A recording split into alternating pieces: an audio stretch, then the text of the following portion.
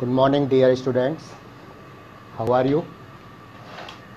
In the last video, we have studied about the physical, chemical properties of matter and also about the scientific notation.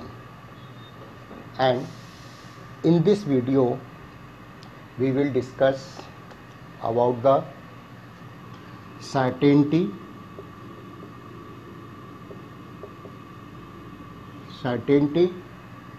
in measurements and uncertainty.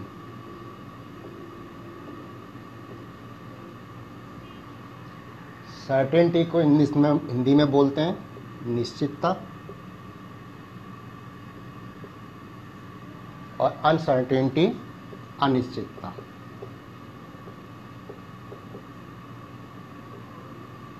अनिश्चितता इन measurements. जैसा कि मैंने पहले भी आपको बताया है कि केमिस्ट्री क्या है, based on the experimental measurements and observations. तो आज हम देखेंगे कि किस तरह से मेजरमेंट्स में निश्चितता और अनिश्चितता होती है। अगर हम सर्टेनिटी निश्चितता के बारे में बात करें तो हम देखते हैं कि एनी काउंटेबल डिवाइसेस और equipments are consider in the certainty. जैसे मान लीजिए हम कहें कि मार्कर हैं, ये हमारे पास मान लीजिए different marker, how many marker are there? 4। Okay, there are 4 markers.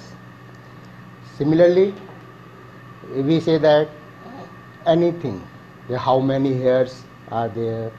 तो जितनी भी काउंटेबल डिवाइसेज होती हैं उनकी क्या होते हैं? सर्टेनिटी होती है। हम ये नहीं कह सकते कि हाफ पेन है, 0.5 है या 0.8 है, ऐसा नहीं कहा जा सकता। यह हमेशा क्या होते हैं? निश्चित नंबर में होता है। इसी प्रकार कुछ फिक्स डिवाइसेज हैं या कुछ डाटाज हैं फिक्स जो निश्चित होते हैं। जैसे मान लीजिए हम कहें कि 24 आवर्स इन ए 1 डे, एक दिन में कितने आवर्स होते हैं? 24 आवर्स, तो फिक्स है। ऐसे ही 24 आवर्स में अपन कहें 1 आवर्स में कितनी मिनट्स हैं, तो 60 मिनट्स होती हैं, ये भी फिक्स है, ये भी निश्चित है।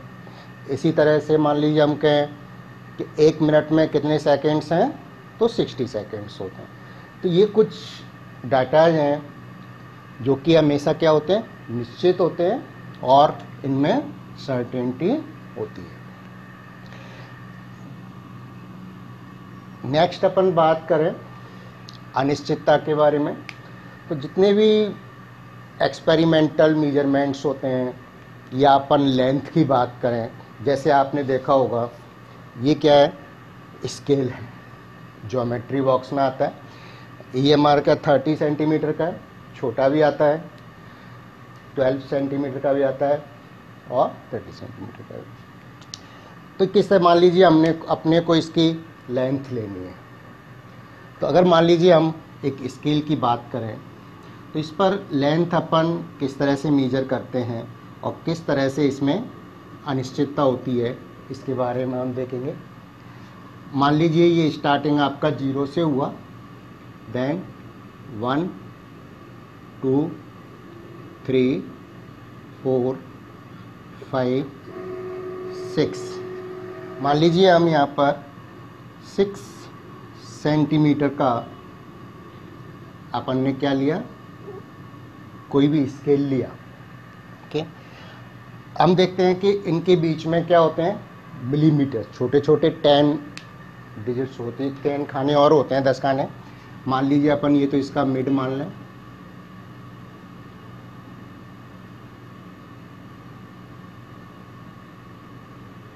तो आपने देखा होगा कि इनके बीच में 4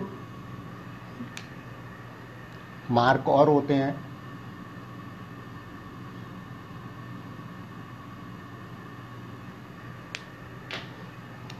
लाइक दैट 1 2 3 4, 1 2 3 4। इस तरह से आप देखेंगे 4 मार्क और होते हैं इनके बीच में। तो स्मॉल मार्क है, ये किसको रिप्रेजेंट कर रहे हैं? मिलीमीटर्स को रिप्रेजेंट करते हैं।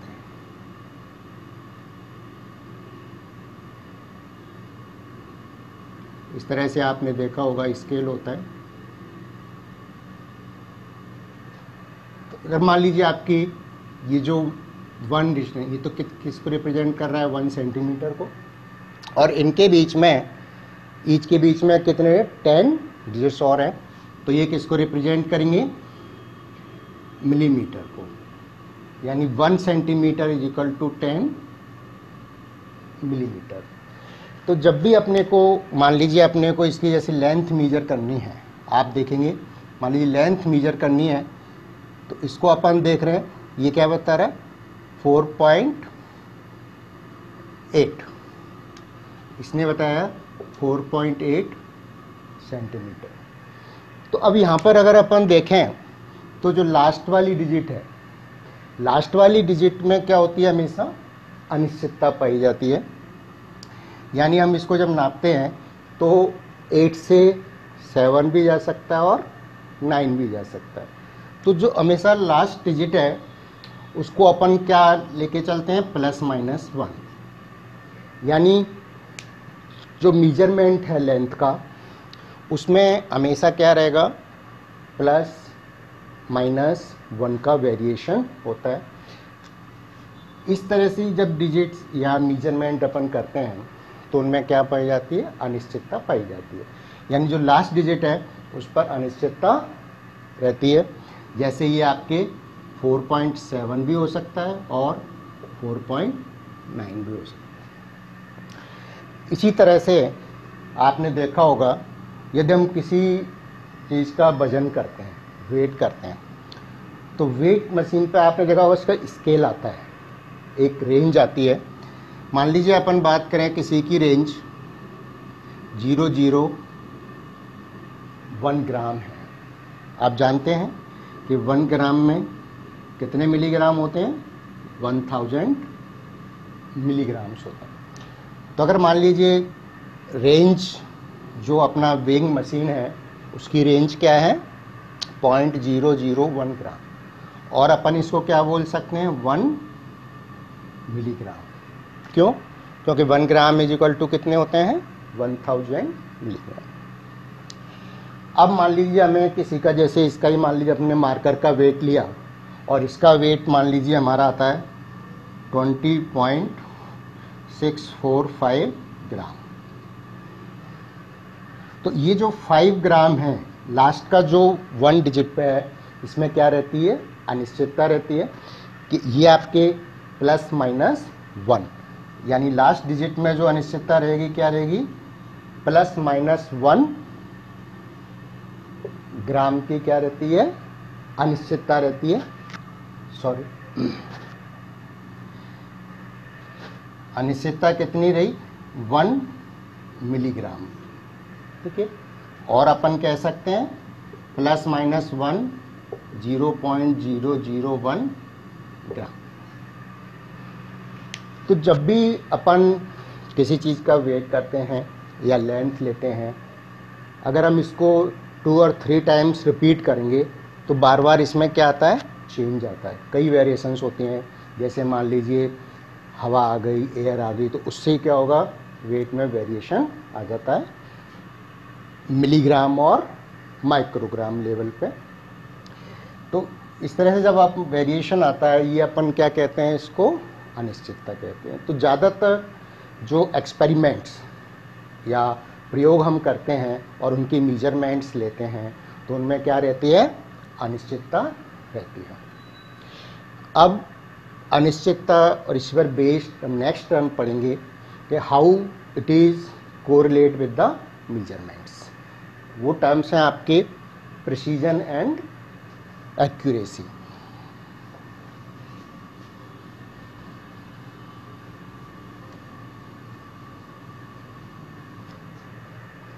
प्रिसीजन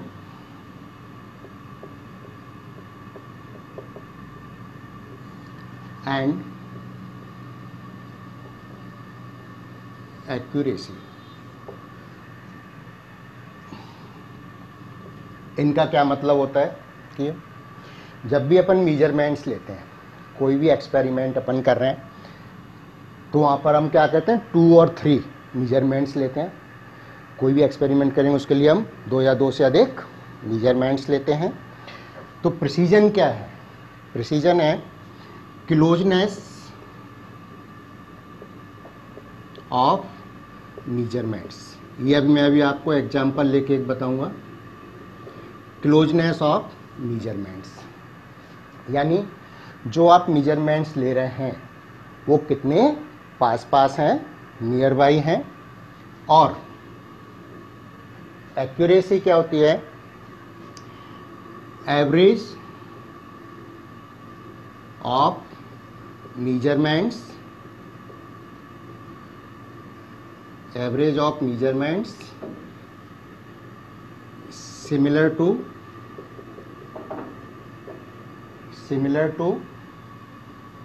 accurate value, accurate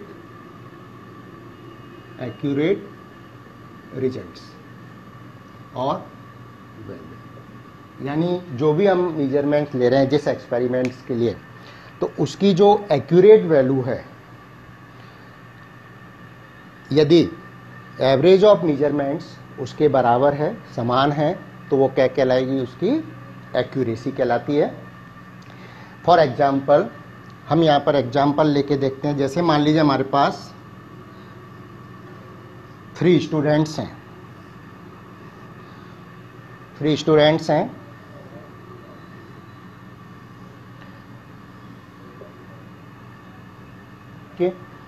और ये क्या है? एक एक्सपेरिमेंट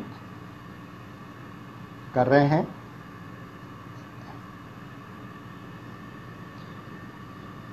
इन्होंने क्या है?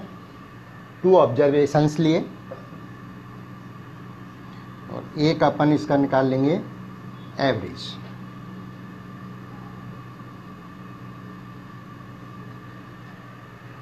मान लीजिए 3 स्टूडेंट जिस एक्सपेरिमेंट को कर रहे हैं उसके लिए जो एक्यूरेट वैल्यू है, वो कितनी है? 2 है। एक्यूरेट वैल्यू कितनी है? 2। अब मान लीजिए ये स्टूडेंट है, इसने एक्सपेरिमेंट किया और इसने क्या है? 2 मेजरमेंट्स लिए। 1 मेजरमेंट मान लीजिए आपका 1.94 और 1 क्या है? 9.6। इनका एवरेज क्या है? 1.95। ठीक है। अभी हम इसका कंक्लूजन निकालेंगे। बी स्टूडेंट्स हैं, इसने क्या किया? एक्सपेरिमेंट के जो ऑब्जर्वेशन थे, मान लीजिए एक तो आया आपके 1.95, एक लिया 2.05 और एवरेज आया 2.00। Another student observation 1.99, second observation 2.01 और एवरेज 2। अब मान लीजिए हम इनको कंक्लूड करें about the precision and accuracy. तो आप बता सकते हैं फर्स्ट वाले स्टूडेंट क्या होगा? देखिए 1.94 और 1.96 दोनों ही ऑब्जर्वेशंस क्या है? पास पास हैं, नियर बाई हैं, बट जो एवरेज है 1.95 है। इसका मतलब ये एक्यूरेट वैल्यू के बराबर नहीं है। इसका मतलब क्या हुआ कि फर्स्ट स्टूडेंट है it is precise because they are closeness in measurement, but average is not equal to the accurate value, so is not accurate. यानी प्रिसाइज है but not accurate. B student अपन देखें, फर्स्ट ऑब्जर्वेशन 1.95, सेकेंड 2.05, यानी इसमें आप एक closeness नहीं है, ये काफ़ी गैप है, लेकिन इसका जो एवरेज है वो रिजल्ट के इक्वल है, एक्यूरेट वैल्यू के इक्वल है। दैट मीन्स ये जो स्टूडेंट हुए ये क्या है? Not precise but accurate. तो फर्स्ट तो आपके क्या हुआ, precise but not accurate, first student. Second क्या हुआ, accurate but not precise, precise नहीं है, प्रिसीजन नहीं है। थर्ड स्टूडेंट अपन देखें 1.99 2.01 यानी nearby observations are there and also the average equal to the accurate value. That means C student क्या हुआ, both precise and accurate. Now it is clear we can differentiate precision and accuracy on the basis of observations, measurements and their results. Clear?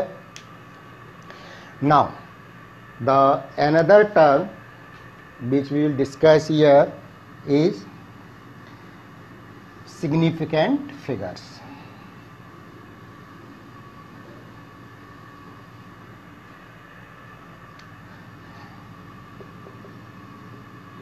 Significant figures. Significant figures.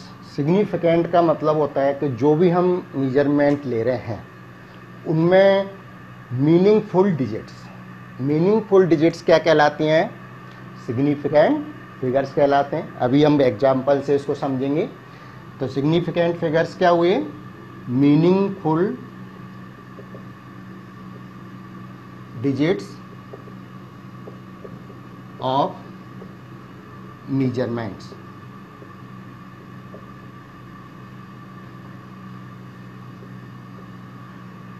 किसी भी measurement के meaningful digits क्या कहलाते हैं, significant figures कहलाते हैं। तो इसके लिए कुछ रूल्स हैं जो हम डिस्कस करेंगे along with examples. First rule क्या कहता है, all non zero digits are significant figures. Significant figures मतलब किसी भी मेजरमेंट में 1 to 9 जो डिजिट्स होती हैं, 1 to 9 मतलब हो गया आपकी 1 2 3 4 5 6 7 8 यानी 1 to 9 जो भी डिजिट्स हैं वो क्या कहलाएगा, उसका सिग्निफिकेंट फिगर कहलाता है। सेकंड, जो मेजर चीज है, मेजर थिंग है, वो किसके बारे में है, जीरो के बारे में है। जीरो के बारे में हमें अच्छी तरह समझना है क्लियरली। अब देखिए, जैसे मान लीजिए ये आपकी डिजिट है कोई भी, जब जीरो किसी नॉन जीरो डिजिट को प्रिसाइड करती है, अर्थात जब जीरो किसी नॉन जीरो डिजिट के पूर्व में आती है, पहले आती है, तो वो क्या करती है, नॉन जीरो डिजिट की केवल पोजीशन को बताती है। तो यहाँ पर जो जीरो है वो सिग्निफिकेंट फिगर नहीं होगा। यानी जब जीरो किसी नॉन जीरो डिजिट से पूर्व में आएगा तो वो क्या होगा, सिग्निफिकेंट फिगर नहीं होगा। क्यों? क्योंकि वो नॉन जीरो डिजिट्स की पोजीशन को, उसकी स्थिति को बताती है। इसका कैसे लिखेंगे अपन इसको, when zero presides the non zero digit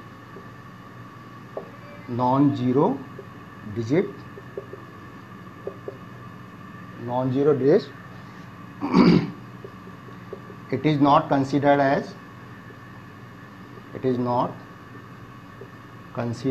as significant figure.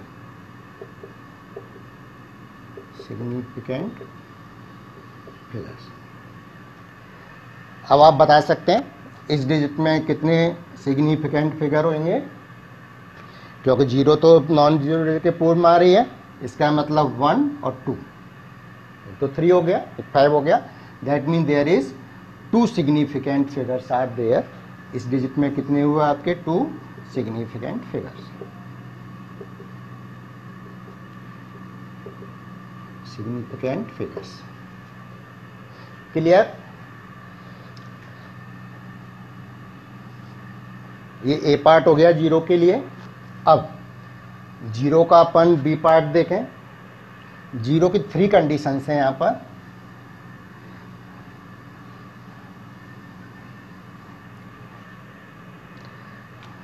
B part क्या कहता है? यदि zero 2 non zero mean 2 non zero digits के बीच में आएगा तो वो क्या होगा?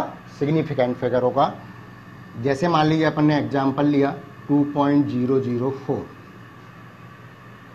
तो यहां पर अपन देखें तो जीरो है वो किसके बीच में आ रहा है? 2 और 4 के बीच में आ रहा है. इसका मतलब क्या हुआ कि व्हेन जीरो एग्जिस्ट और present between 2 non zero digits it is considered as a significant figures. तो अपन इसको कैसे लिखेंगे? when zero exists between 2 non-zero digits,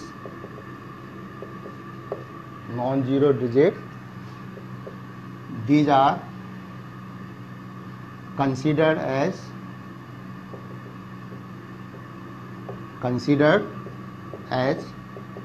significant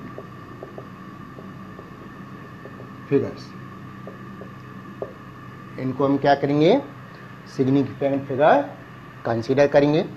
तो यहाँ पर कितने सिग्निफिकेंट फिगर्स होंगे? 1 2 3 4, यानी यहाँ पर आपके कितने हो गए? 4 सिग्निफिकेंट फिगर्स हो गए. इस तरह के बहुत सारे एग्जाम्पल आप देख सकते हैं, बुक में आपको मिलेंगे. आप उनको करने का ट्राई कीजिए. 4 सिग्निफिकेंट फिगर्स. ठीक है. थर्ड जो कंडीशन है जीरो के लिए वो क्या है कि अगर जीरो आपका पॉइंट के बाद राइट हैंड साइड आ रहा है, जैसे 2.000, तो यहां पर ये क्या होगा? Zero consider as a significant figure. यहां पर अपन क्या करेंगे? जीरो को सिग्निफिकेंट फिगर कंसीडर करेंगे. इसका मतलब क्या हुआ कि when zero exists on right hand side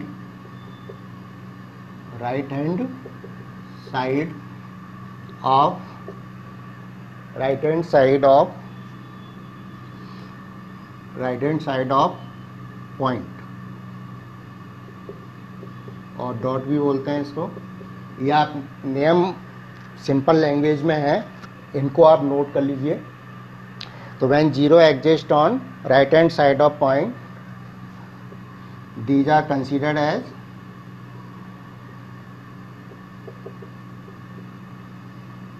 considered as significant figures. इनको हम क्या करेंगे? सिग्निफिकेंट फिगर कंसीडर करेंगे. जैसे मान लीजिए यहाँ पर अपन देखें तो कितने जीरो आ रहे हैं? डॉट के राइट हैंड साइड में 3, और ये क्या हो गया? 2. इसका मतलब कितने हो गए? 4 सिग्निफिकेंट फिगर्स आर देयर. यहाँ पर कितने सिग्निफिकेंट फिगर होंगे? 4 सिग्निफिकेंट फिगर्स। इसमें अपने कितने 4 सिग्निफिकेंट फिगर्स हुए। तो ये तो अपना किसके बारे में हुआ, 0 के 3 केसेज हैं जिसमें लेफ्ट हैंड साइड में है, अगर नॉन जीरो डिजिट के पहले आ रहा है तब तो उसको सिग्निफिकेंट फिगर कंसीडर नहीं करते। बी और सी में क्या है, अगर जीरो नॉन जीरो डिजिट के बीच में है तो सिग्निफिकेंट फिगर होगा, और पॉइंट के राइट हैंड साइड में है तो भी सिग्निफिकेंट फिगर होगा आपके। तो ये तो जनरल रूल हुए सिग्निफिकेंट फिगर्स के बारे में।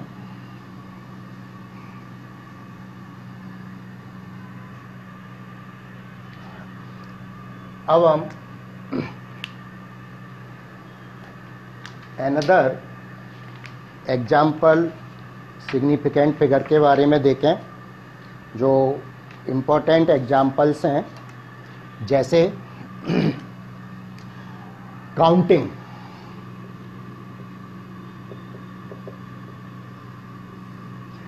जिस चीज़ की अपन काउंटिंग कर सकते हैं, चाहे मार्कर्स हों, जैसे मैंने पहले बताया हेयर हों, नंबर ऑफ एग्स हैं, नंबर ऑफ पेंसिल्स हैं, तो जो काउंटेबल डिवाइसेस हैं वो हमेशा उनके लिए कोई निश्चित तो है नहीं कि पेंसिल एक ही होगी, 10, 20, 100, 1000 and lakhs, 1 crore. So the devices which can be counted always have the significant figures infinite। जो काउंटेबल डिवाइसेस होती हैं उनका सिग्निफिकेंट फिगर क्या होगा, हमेशा इनफाइनाइट। क्योंकि अपन फिक्स तो कह ही नहीं सकते कि भाई ये 10 ही होंगे, 5 होंगे, कितने भी हो सकते हैं। तो काउंटेबल डिवाइसेस का हमेशा जो सिग्निफिकेंट फिगर्स हैं वो क्या होगा, इनफाइनाइट होगा। इसी तरह से अगर हम देखें पाई, आप जानते हैं पाई के बारे में, मैथ्स में भी यूज करते हैं। जनरली आपने देखा होगा इसकी जो वैल्यू अपन रखते हैं 3.14 भी रखते हैं और 22/7 भी रखते हैं, ठीक है। अगर इसको हम देखें 22 को अपन 7 से डिवाइड करें तो ये कितना आता है, देखिए 7 3 जा 21, 1 बचा आपके, 0 आया, पॉइंट लगाया आपने, 7 1 जा 7, 3 बचा 0, 7 4 जा 28, 2 बचा 0, 7 4 जा 7 2 जा 14। तो अपन देखते हैं कि ये कभी कंप्लीटली डिवाइड नहीं होगा, यानी इसमें आगे नंबर आता जाएगा। हाँ, अपन कैलकुलेशन में अपन इसको 3.14 या 22/7 यूज करते हैं, लेकिन एक्चुअली ये कभी भी कंप्लीटली डिवाइड नहीं होता। यानी इसमें भी आप देखेंगे ऑल सभी क्या आ रहे हैं, नॉन जीरो डिजिट्स आती जाएंगी। और मैंने फर्स्ट रूल में आपको बताया था कि all non zero digits are significant figures. तो ये कंटिन्यूस आपके चलता जाएगा, कभी भी कंप्लीटली डिवाइड नहीं होगा। तो पाई के लिए भी अपन जो सिग्निफिकेंट फिगर्स कंसीडर करते हैं वो कितने होते हैं, इनफाइनाइट। यानी पाई के लिए भी सिग्निफिकेंट फिगर्स क्या होंगे आपके, इनफाइनाइट। ओके। अब आज का अपन जो लास्ट टॉपिक डिस्कस करेंगे वो है rules for round of the measurement,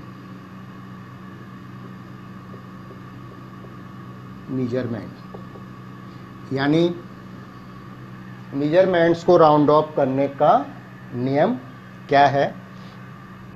जैसे आप देखिए देयर आर 3 रूल्स। ये मान लीजिए आपके कोई भी डिजिट है, अपने को लास्ट डिजिट हटानी है, तो राइट हैंड पर जो लास्ट डिजिट हटा रहे हैं अगर वो 5 से ज़्यादा है, 5 से ज़्यादा है तो उससे पहले वाली अंदर वाली डिजिट में एक ऐड हो जाता है। ठीक है,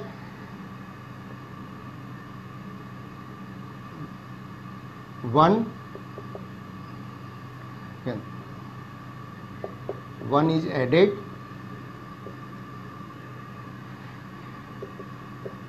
in the digit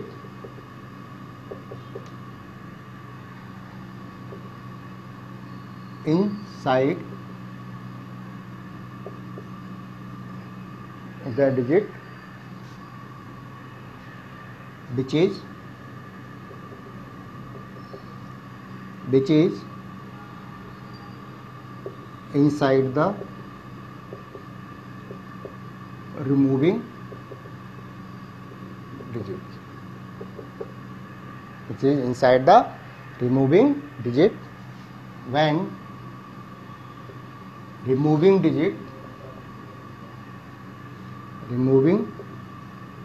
digit is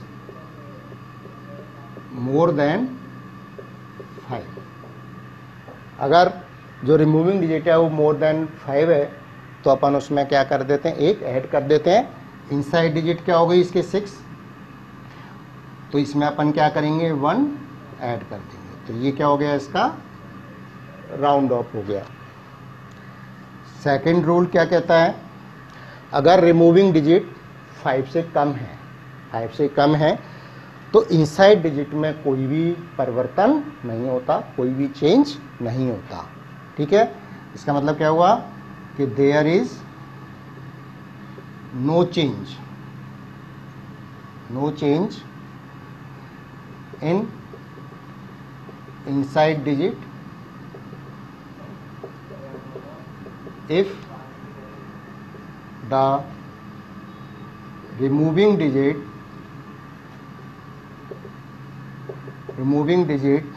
is less than 5, यानी जो डिजिट आप हटा रहे हैं वो अगर 5 से कम है तो अंदर वाली डिजिट में कोई भी चेंज नहीं होगा। जैसे मान लीजिए अपन ने कोई भी डिजिट लिखी, ठीक है, तो अगर अपन जो 3 को हटाते हैं, 3 को मान लीजिए जैसे यहाँ 7 को हटाया था, अगर अपन 3 को रिमूव करते हैं तो ये 5 से कम हो गई, तो अगर इसको अपन राउंड ऑफ करेंगे तो इसका क्या होगा 7.64, यानी इसमें कोई भी चेंज नहीं होगा। ठीक है, प्रॉब्लम कहाँ आती है, किस तरह से करना है, जब रिमूविंग डिजिट 5 हो, तो इसकी मेजर कंडीशन इसकी क्या है कि अगर रिमूविंग डिजिट आपके 5 है तब हम किस तरह से इसको राउंड ऑफ करेंगे। तो यहाँ हम 2 एग्जाम्पल लेते हैं। जैसे मान लीजिए अपना एक तो 4.675 है और एक मान लीजिए हमारे पास 4.68 या आप मान लीजिए 645 है। ठीक है, दोनों में ही रिमूविंग डिजिट क्या है 5। तो इसका रूल क्या है, अगर रिमूविंग डिजिट 5 है और इनसाइड डिजिट ऑड नंबर में है, ऑड नंबर जैसे क्या हो गया 1 3 5 7 के अंदर वाली डिजिट क्या है आपके ऑड नंबर है, तो क्या होगा 1 का इंक्रीज हो जाएगा, यानी 1 उसमें ऐड कर देंगे। और अगर रिमूव डिजिट 5 है और अंदर वाला डिजिट इवन नंबर है, इवन नंबर क्या क्या होगा जैसे 2 4 6 8, तो उसमें कोई भी चेंज नहीं होता। तो अपन इसको किस तरह से लिख सकते हैं, if removing digit is 5, then inside digit increases by 1 if it is odd in number, odd in number.